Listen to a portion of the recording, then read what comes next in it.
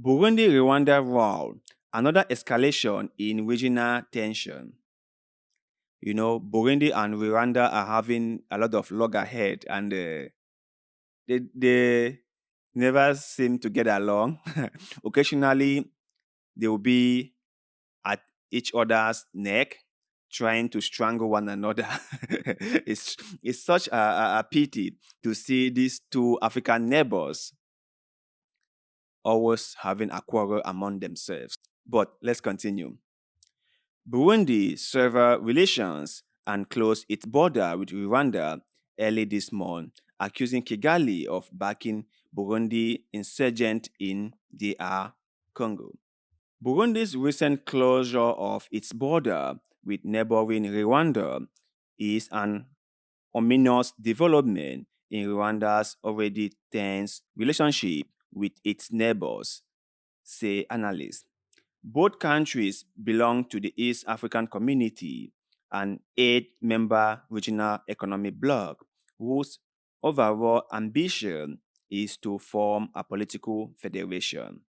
Burundi announced that it had several relations and closed its border with Rwanda early this month following accusations that Kigali is backing Burundian insurgents operating in the Democratic Republic of Congo.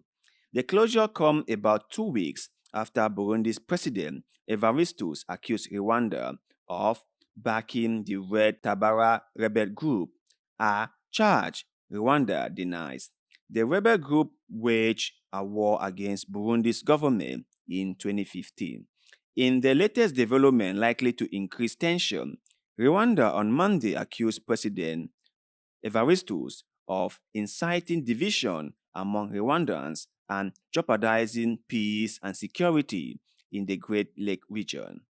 Observers say the current tension will probably not lead to all out war, but escalating conflict certainly tests the EAC's integration. So, this brawl between Burundi and Rwanda is not going away anytime soon.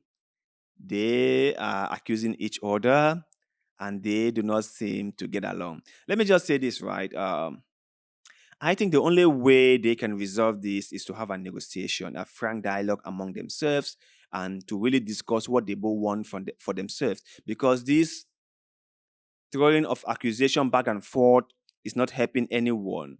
It's just giving the insurgency, the rebel groups, more power. So, President Evaristus of Burundi has got to meet with his counterpart, President Paul Kagame of Rwanda, and they must dialogue this out. But it's a very common occurrence in Africa, like neighbors are quarreling among themselves like all the time. We have the story of the Sahel quitting ECOWAS. We have the story of Ethiopia having loggerhead with Somalia because they made a deal with Somaliland. And Somaliland is a self-proclaimed independent country from it's a self-proclaimed independent territory from Somalia. So when Ethiopia made a deal with Somaliland, Somalia was very angry about that because it's like you are bypassing us and making a deal with someone who is supposed to be part of us, but has decided on his own to be by himself.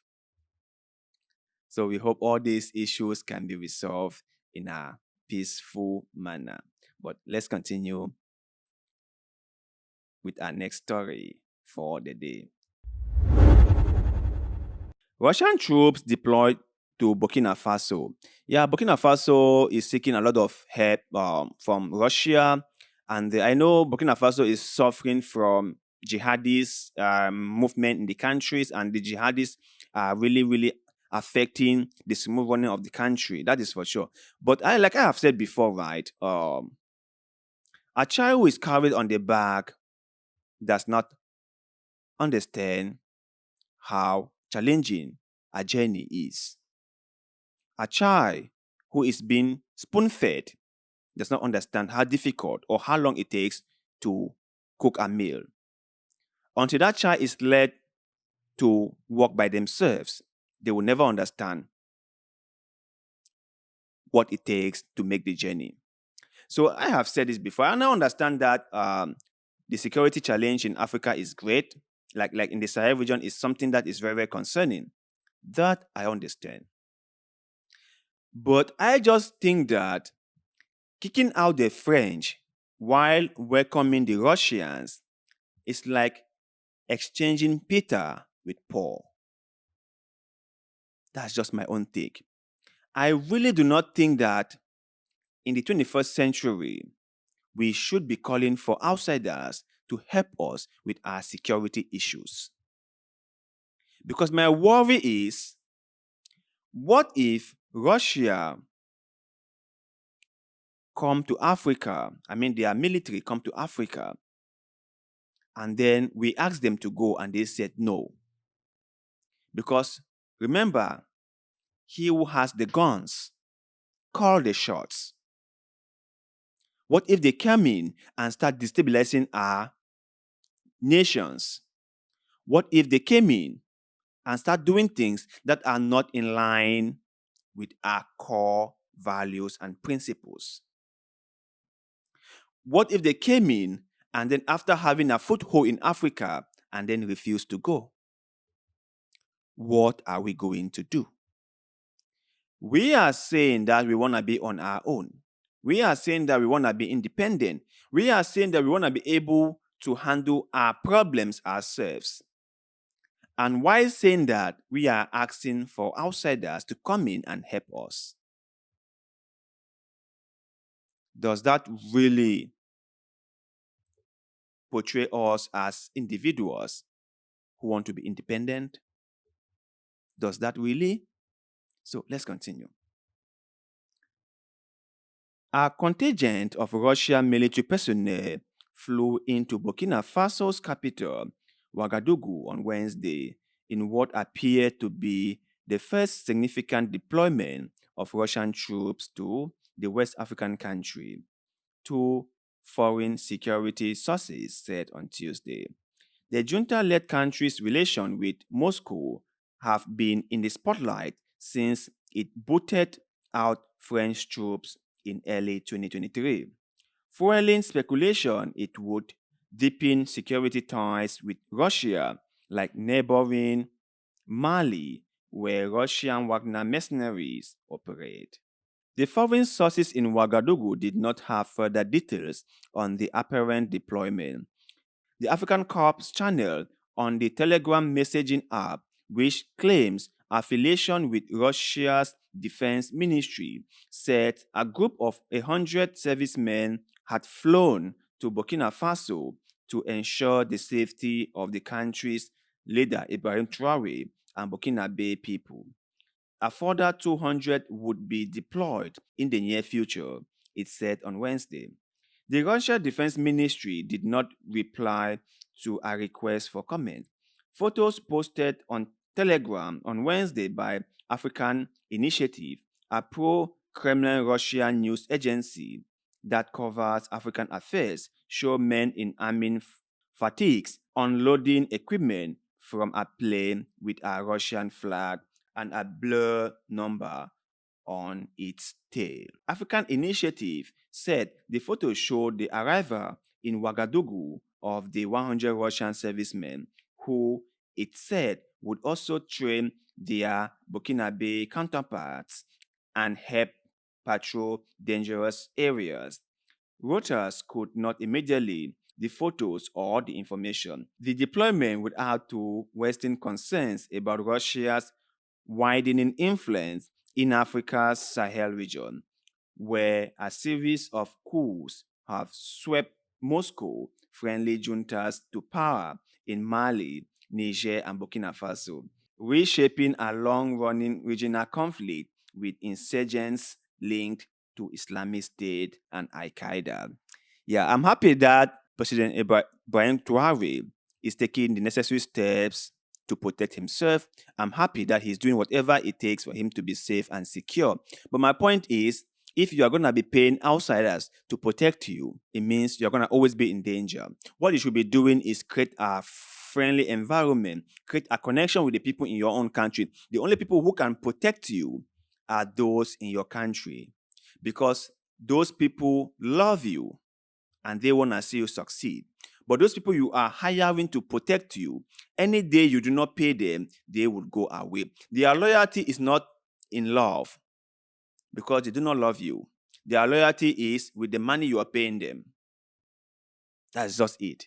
So if these 100 servicemen are in Burkina Faso to protect Ibrahim Traore, well, to me, that is not a terrible thing because there have been many coup attempts in Burkina Faso of recent. So it's but normal that he would take the necessary steps to protect himself. But I just hope and pray that it's not a permanent something. Remember, the Russian Wagner group militants are the one protecting the president in Central African Republic. How can a foreign military serviceman be your personal security? What happened to the people in your own country? What happened to your own servicemen? What happened to your own military men?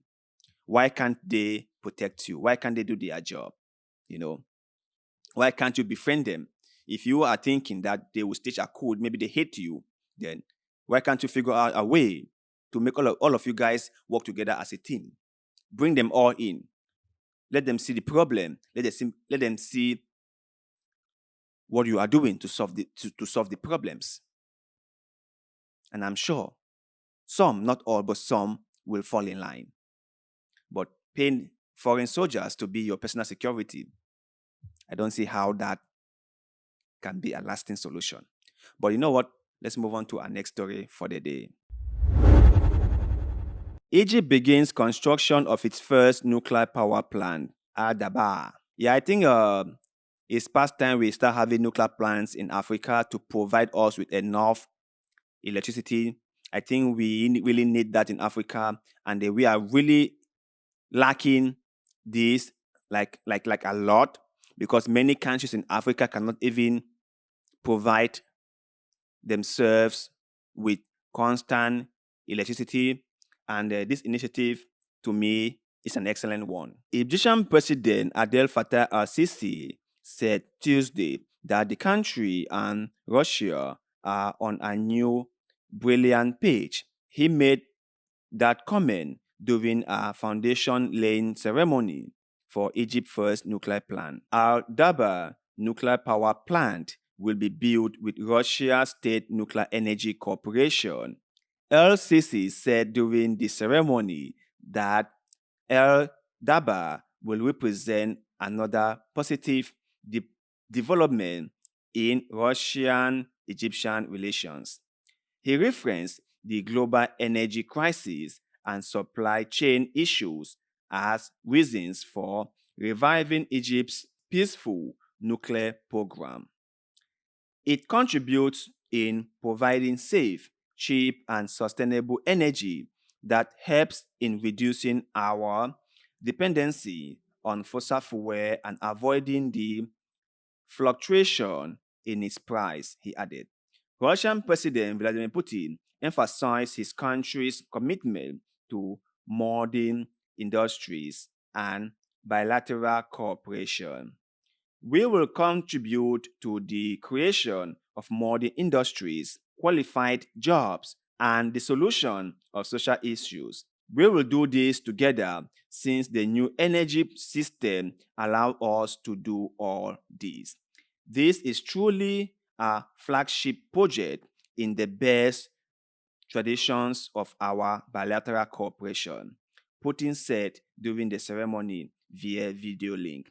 Putin also said he was in constant contact with the Egyptian leader Abdel Fattah el-Sisi, in particular with exchange opinions and coordinate stance in connection with the tragic development of the situation in the Palestinian-Israeli conflict, Putin said.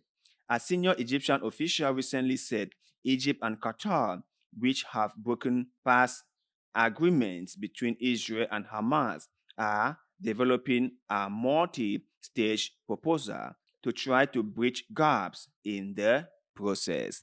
So I think this is a very great move for Egypt, and I think many African countries should start considering this. This is a very effective way of creating enough power for the country to run. Because remember, power is very important in today's economy.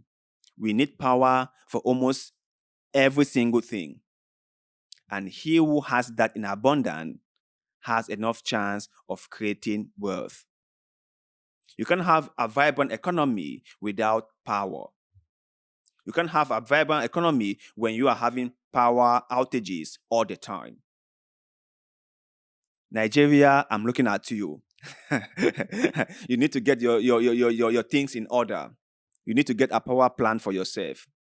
You need to get a nuclear power plant for yourself. Nigeria, you need one. The power outages in your country is totally out of control.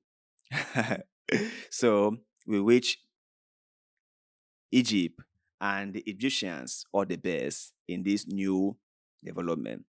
So those were the stories we were able to cover for today.